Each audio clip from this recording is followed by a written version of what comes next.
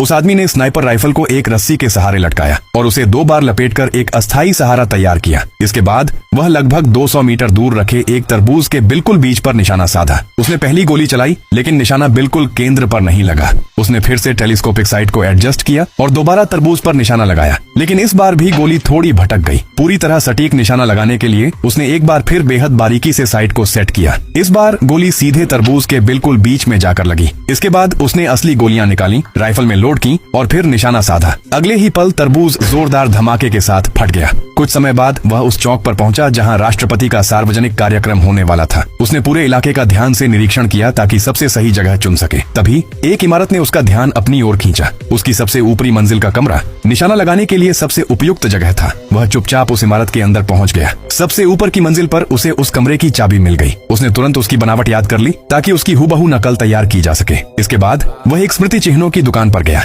वहां से उसने कुछ पुराने कपड़े खरीदे, साथ ही कुछ नकली पदक भी ले लिए। फिर उसने खुद को एक घायल पूर्व सैनिक के रूप में तैयार किया और यह कहकर वहां पहुंचा कि उसे वार्षिक सैन्य परेड में शामिल होने के लिए बुलाया गया है। प्रवेश द्वार पर मौजूद पुलिस कर्मियों ने उसके दस्तावेज जांचे। उन्होंने देखा कि वह एक विकलांग पूर्व सैनिक जैसा दिखाई दे रहा है। उन्हें उस पर कोई शक नहीं हुआ और उन्होंने उसे अंदर जाने दिया। वह सीधे उसी इमारत में पहुंच गया जिसे पहले ही चुन चुका था। लंगड़ाते हुए वह छत तक पहुंच गया। नकल की हुई चाबी से उसने कमरे का दरवाजा खोल दिया। फिर उसने बड़ी सफाई से अपनी छड़ी को खोलना शुरू किया। असल में हथियार के सभी हिस्से उसी छड़ी के अंदर छिपे हुए थे। उसने छड़ी के सिरे में छिपा फायरिंग मैकेनिज्म निकाला और सभी हिस्सों को जोड़कर एक छोटी स्नाइपर राइफल तैयार कर ली। इसके बाद उसने एक कुर्सी मेज के पास खींची, राइफल को सामने रखा और शांत बैठकर इंतजार करने लगा। सबसे पहले घुड़सवार सुरक्षा दल कार्यक्रम स्थल में दाखिल हुआ। कुछ ही देर बाद समारोह आधिकारिक रूप से शुरू हो गया। फिर राष्ट्रपति अपने आधिकारिक वाहन में वहां पहुंचे। जैसे ही राष्ट्रगान बजना शुरू हुआ, सैन्य परेड भी शुरू हो गई। उसी समय सड़क किनारे खड़े एक व्यक्ति ने अचानक अपनी जेब में हाथ डाला। यह देखकर सादे कपड़ों में मौजूद सुरक्षा अधिकारियों ने तुरंत उसे पकड़ लिया।